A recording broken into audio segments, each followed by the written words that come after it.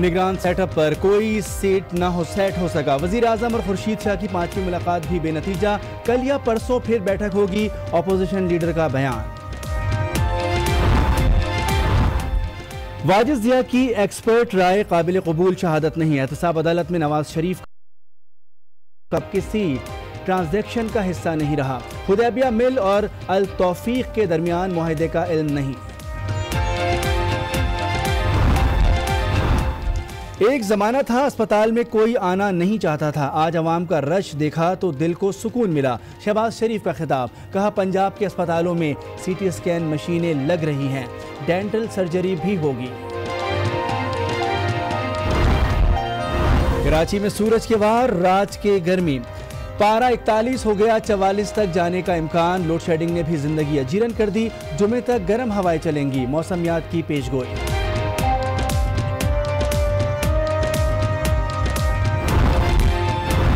सखर में मुराद शाह फाटक के करीब मालगाड़ी की 8 बोगियां पटरी से उतर गईं, ट्रैक बहाल करने का काम जारी।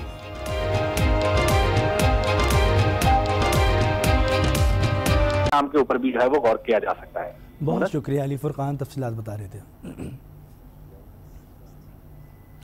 एक और आम खबर शामिल करेंगे। के इलेक्ट्रिक की हटधर्मी जारी और उसे ना कोई पूछने वाला है ना ही कोई टोकने वाला। कराची की बेशे छठी सहरी भी अंधेरे में गुजारी है। रिपोर्ट कर रहे हैं सऊद बिन मुर्तजा।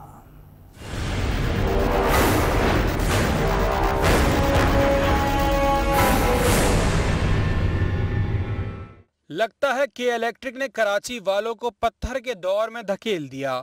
मुसलसल छठी सहरी लोगों ने अंधेरे में की।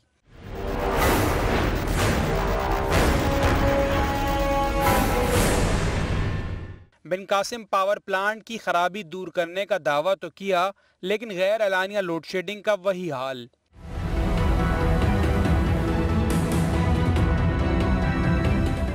घर में के इलेक्ट्रिक की मेहरबानी यानी बिजली गायब। बाहर सूरज का गुस्सा यानी पारा 44 तक पहुंचने का इम्कान। शहरियों का कहना है कि आखिर जाएं तो जाएं कहां। शहरियों का कहना है कि खुदारा के इलेक्ट्रिक के अजाब से निजात दिलाएं।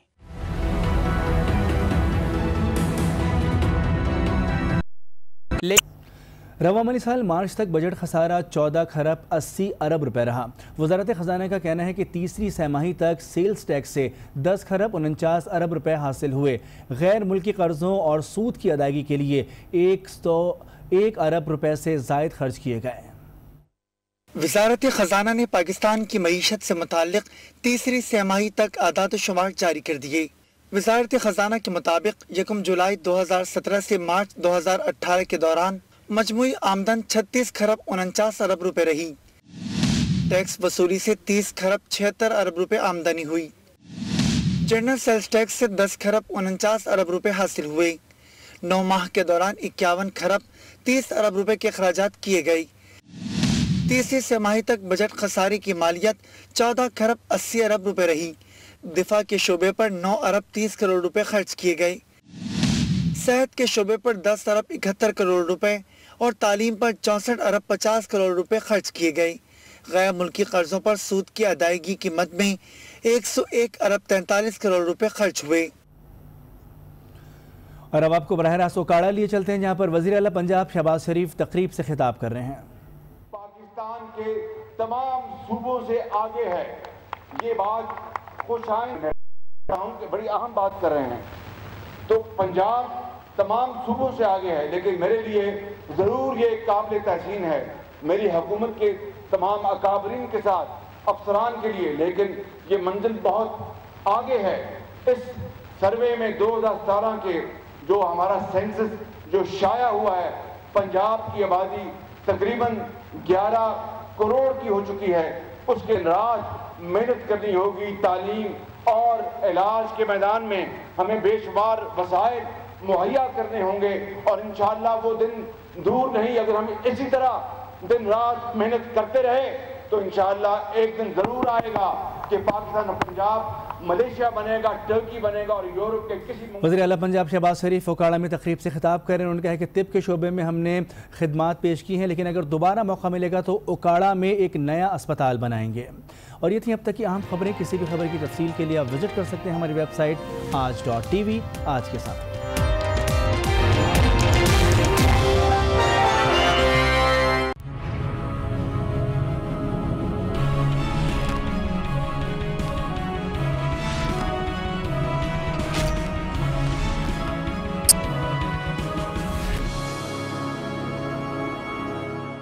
बिस्मिल्लाहिर्रहमानिर्रहीम, अस्सलाम वालेकुम नाज़रीन, मैं हूँ आसमा शराजी। प्रोग्राम है फैसला आपका इस्लामाबाद में। इस वक्त जब हम प्रोग्राम कर रहे हैं बराह रास्त आपके लिए निगरान वज़ीर आज़म की जो बज़ है वो बहुत उरूज पे है, अफवाहें भी उरूज पे हैं, नाम भी गर्दिश कर रहे हैं और मुख्तलिफ नाम इस वक्त जो हैं वो मार्केट में आ चुके हैं। एक तरफ हुसैन अब्दुल्ला हारून साहब का नाम है, दूसरी तरफ जो है वो मलिहा लोधी साहिबा का नाम इस वक्त गर्दिश में है।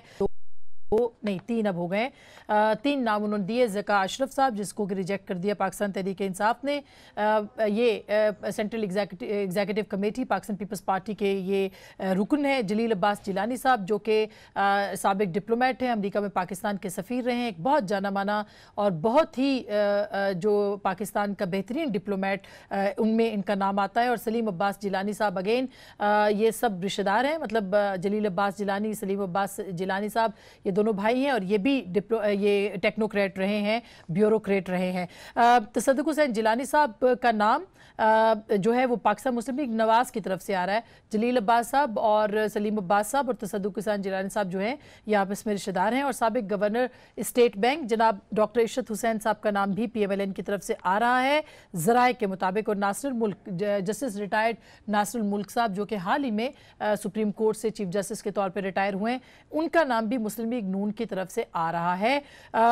इसी तरह से जो नाम दिए गए थे पाकिस्तान तहरीक इंसाफ के, उसमें तसद्दुक़ हुसैन जिलानी साहब का नाम है, साबिक गवर्नर स्टेट बैंक जनाब डॉक्टर इशरत हुसैन साहब का नाम है और अब्दुल रज़ाक दाऊद साहब का नाम तहरीक इंसाफ के नाम से की तरफ से दिया गया है। 2 नाम जो है वो मुश्तरक हैं, मसलन पाकिस्तान मुस्लिम लीग नवाज और जो PTI की तरफ से नाम है उसमें तसद्दुक़ जिलानी साहब और उनके साथ साथ डॉक्टर इशरत हुसैन साहब का नाम मुश्तरक है। सो इस मामले के अंदर पाकिस्तान मुस्लिम लीग नवाज और पाकिस्तान तहरीक इंसाफ एक पेज पे दिखाई देते हैं। अगेन आपको कहें कि ये ज़राए के नाम से के ज़रिए से ये नाम चल रहे हैं, कोई और नाम भी निकल सकता है। कुर्रा फ़ाल किसी और के नल जो जाती उमरा के अंदर अहम इजलास हुआ, उसमें ये कहा गया कि प्राइम मिनिस्टर के नाम के लिए PMLN और पीपल्स पार्टी के नाम को जो है वो मद्देनज़र नहीं रखना चाहिए, क्योंकि अगर कल को उनको ये लगा कि इंतखाबात सही मानों में नहीं हो पा रहे तो वो फिर ब्लेम नहीं कर सकेंगे किसी को, किसी पे एतराज़ नहीं उठा सकेंगे। बहरहाल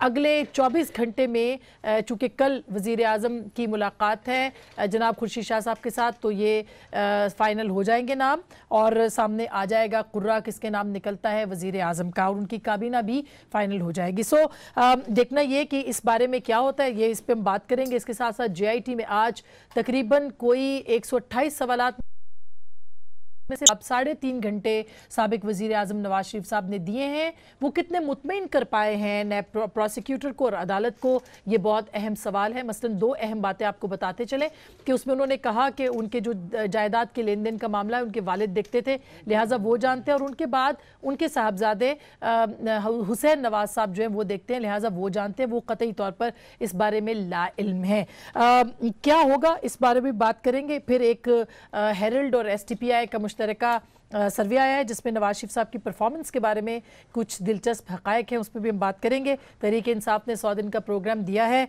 और इसको खुर्शीद शाह साहब कह रहे हैं कि क़बल अज़ वक्त इंतखाबात में धांधली है, जो कि अब ये 100 दिन का प्रोग्राम दे दिया गया है पाकिस्तान तहरीक इंसाफ की जानिब से। इस पर हम बात करेंगे। हमारे साथ मौजूद हैं राजा आमिर अब्बास साहब, अगेन बहुत जाना माना नाम है, नैब प्रोसिक्यूटर रहे हैं, सर बहुत बहुत शुक्रिया। उनके साथ हैं अली मोहम्मद खान साहब, पाकिस्तान तहरीक इंसाफ के रुकन कौमी असम्बली भी हैं और आप इनको सुनते रहते हैं, बहुत बहुत शुक्रिया। सरदार नबील गबोल साहब हमें ज्वाइन कर रहे हैं कराची से और पाकिस्तान तहरीक अच्छा, और अभी माइजा हमीद साहिबा हमें थोड़ी देर में वीडियो पे भी ज्वाइन करेंगे, अभी टेलीफोन लाइन पे हमारे साथ मौजूद है, बहुत बहुत शुक्रिया। सबसे पहले तो मैं नबील गबोल साहब के पास जाती हूँ, यहाँ पे माइक सेट हो रहे हैं। तो गबोल साहब आप बताइएगा कि ये जो निगरान वजीर आज़म का कुर्रा है सर, ये किसके नाम निकल सकता है? देखिए मुझे पता तो है लेकिन मैं बता नहीं सकता हूँ क्योंकि कल वैसे ही अनाउंसमेंट जो है ऑफिशियली हो जाएगा। तो बता दें गबोल साहब ये क्या बात हुई, आपने इतना बड़ा सस्पेंस छोड़ दिया कि मुझे पता तो है, ऑफ द रिकॉर्ड पूछती हूँ मैं। नहीं मैं समझता हूँ कि हाँ जिनका काम उनको करने दें और पाकिस्तान मुस्लिम लीग नून और पीपल्स पार्टी और PTI के ही मुश्तरका उम्मीदवार है और उन सब का जो है उन पर एतमाद भी है। तो मैं समझता हूँ कि अच्छे उम्मीदवार हैं और फेयर एंड फ्री इलेक्शन में अहम किरदार। अच्छा, जो मुझे इस वक्त दो नाम जो है वो लग रहे हैं मुश्तरका, उसमें पीपल्स पार्टी नहीं लेकिन नून और पीटीआई की मुश्तरका है, वो है तसद्दुक हुसैन जिलानी साहब और डॉक्टर इशरत हुसैन साहब। ये दोनों नाम दोनों जमातों की तरफ से इस वक्त तक सुनाई दे रहे हैं, यानी जो ज़राए के नाम से चल रहे हैं। पीपल्स पार्टी ने ज़का अशरफ साहब का दिया, वो रिजेक्ट हो गया। पीटीआई की तरफ से जलील अब्बास जिलानी साहब अगेन और सलीम अब्बास जिलानी साहब, ये दोनों कज़न्स भी हैं, रिश्तेदार भी हैं, इनके नाम उन्होंने दिए हैं। तो जो मुश्तरका की आपने बात की तो मेरा माथा जो है वो ठनक रहा है कि कहीं जिलानी साहब ना हो जाएं या डॉक्टर इशरत हुसैन ना हो जाएं। वो अब आप सोचते रहिए, मैं तो कुछ नहीं कह सकता हूँ, लेकिन ये कि हम नहीं चाहते कि इस पर रिफ्ट पड़ जाए, क्योंकि हमें ये खदशा है कि इलेक्शन डिले ना हो जाए।